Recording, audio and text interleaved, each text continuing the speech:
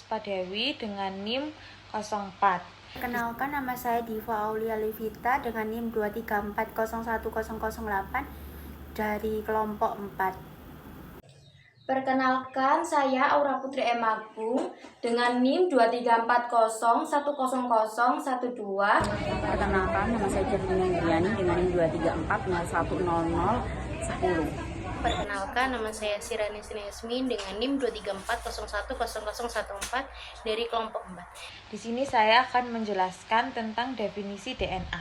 DNA atau asam deoksiribonukleat merupakan molekul kompleks yang menyimpan dan mentransmisikan informasi genetik pada hampir semua organisme hidup. DNA memiliki peran vital sebagai blueprint genetik yang menentukan karakteristik dan sifat-sifat suatu organisme. Karakteristik DNA ada 4. Yang pertama yaitu struktur heliks ganda.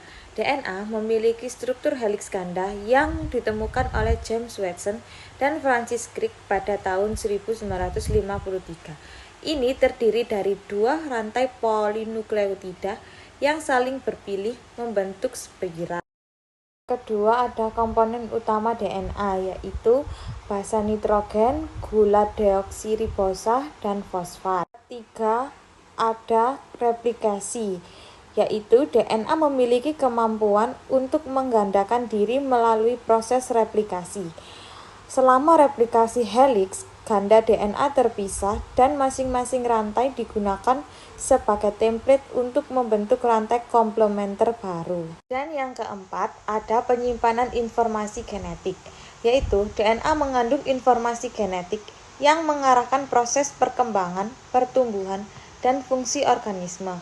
Informasi ini tersimpan dalam urutan basa nitrogen yang membentuk gen. Untuk karakteristik DNA yang kelima, penyimpanan informasi genetik. DNA mengandung informasi genetik yang mengarahkan proses perkembangan, pertumbuhan, dan fungsi organisme. Informasi ini tersimpan dalam urutan basa nitrogen yang membentuk gen.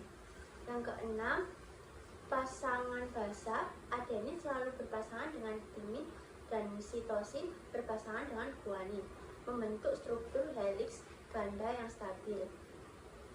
Yang ketujuh, fungsi dalam sintesis protein.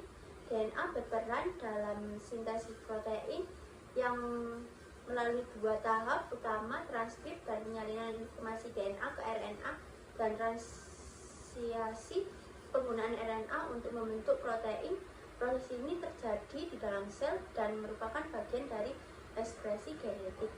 Yang ke-8, variasi genetik. Variasi urutan basa dalam RNA menyebabkan perbedaan genetik antara individu. Ini bertanggung jawab atas keragaman dalam spesies dan dapat menyebabkan mutasi yang mengubah sifat organisme.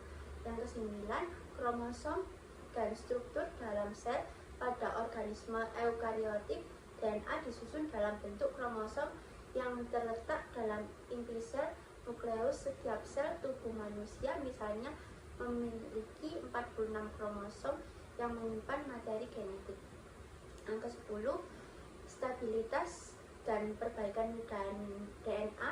Sangat stabil, namun mekanisme perbaikan DNA penting untuk memperbaiki kesalahan yang terjadi selama replikasi atau akibat kerusakan yang disebabkan oleh faktor eksternal. Yang ke-10, kehadiran pada semua organisme hidup. DNA ditemukan di hampir semua organisme hidup, dari bakteri hingga manusia, bahkan beberapa virus yang menggunakan DNA sebagai materi genetik mereka. Yang ke-11, kromatin dan genom. Pada sel eukariotik, DNA berinteraksi dengan protein untuk membentuk kromatin yang mengatur struktur dan pengemasan DNA di dalam inti sel. Genom yaitu adalah keseluruhan informasi genetik dalam suatu organisme yang sebagian besar disusun oleh bentuk DNA. Di sini saya akan menjelaskan definisi RNA. RNA adalah singkatan dari ribonukleat asid yang merupakan salah satu materi genetik yang terdiri dari nukleotida. Dalam tubuh manusia, RNA berperan sebagai pembawa informasi genetik dan menerjemahkannya dalam sintesis berbagai macam protein. Untuk selanjutnya, ada karakteristik RNA. Yang pertama, struktur single helix. RNA biasanya terdiri dari satu rantai polinukleotida, umumnya RNA berstruktur helix atau tunggal. Yang kedua, komponen utama ada 4 jenis basa nitrogen dalam RNA. Yang pertama ada adenin A berpasangan dengan urasil U. Yang kedua, sitosin C berpasangan dengan guanin G. Yang ketiga, gula ribosa. RNA mengandung gula ribosa yang memiliki satu atom oksigen ditambahkan pada posisi 2 dari cincin gula. Yang keempat, fosfat. Seperti DNA, RNA juga memiliki gugus fosfat yang menghubungkan molekul gula di sepanjang rantai. Yang ketiga, fungsi dalam sintesis protein. RNA berperan dalam sintesis protein melalui 2 langkah utama. Yang pertama, transkripsi, yang kedua, translasi. Ada berbagai jenis RNA yang berproses dalam proses ini.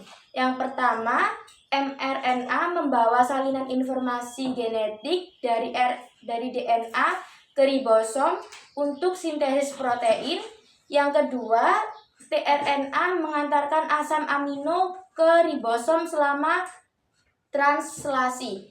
Yang ketiga, yaitu komponen utama dari ribosom, tempat di mana protein disintesis. Baik, di sini saya akan melanjutkan penjelasan dari karakteristik RNA dan DNA. Yang pertama ada jenis RNA, yaitu ada 4, mRNA atau messenger RNA, RNA yang membawa informasi dari DNA untuk digunakan dalam sintesis protein di ribosom. 2, tRNA, itu membawa asam amino ke ribosom selama proses translasi. Yang ketiga, tRNA atau ribosomal RNA, yaitu komponen struktural dari ribosom yang penting dalam proses sintesis protein. Baik, di sini yang terakhir, yang nomor 4 itu RNA regulator, yaitu seperti siRNA dan miRNA. Yang siRNA itu small interfering RNA dan miRNA itu microRNA yang terlibat dalam regulasi ekspresi genetik. Selanjutnya yaitu pengkodaan genetik, yaitu RNA bertugas untuk menyalin informasi genetik dari DNA selama proses transkripsi. RNA yang dihasilkan dalam proses ini kemudian digunakan untuk mensintesis protein melalui translasi. Selanjutnya yaitu perbedaan dengan DNA. Yang pertama, gula, RNA mengandung ribosa sedangkan DNA mengandung deoksiribosa. Selanjutnya basa nitrogen, RNA menggunakan urasil U sebagai pengganti timin yang ada dalam DNA. Yang ketiga, struktur, DNA adalah helix ganda sementara RNA adalah helix tunggal. Selanjutnya yaitu peran dalam regulasi genetik. RNA tidak hanya berfungsi dalam sintesis protein tetapi juga terlibat dalam regulasi genetik dan pengaturan ekspresi gen. Beberapa RNA seperti miRNA atau siRNA dapat menghambat ekspresi gen dengan mengikat mRNA target mencegah translasi protein. Yang selanjutnya yaitu instabilitas, yaitu RNA lebih mudah terdegradasi dibandingkan dengan DNA. Hal ini memungkinkan sel untuk mengontrol tingkat ekspresi gen dan menghindari produksi protein yang tidak diinginkan. Lalu selanjutnya yaitu proses transkripsi dan translasi. Itu ada 2. Yang pertama transkripsi, yaitu proses pembentukan RNA dari template DNA, di mana RNA polimerase menyalin informasi genetik dalam bentuk mRNA.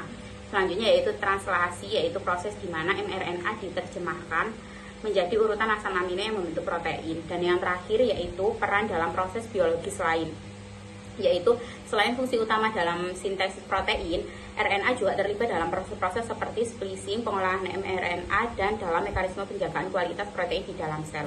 Di sini saya akan menjelaskan tentang ekstraksi DNA dan RNA.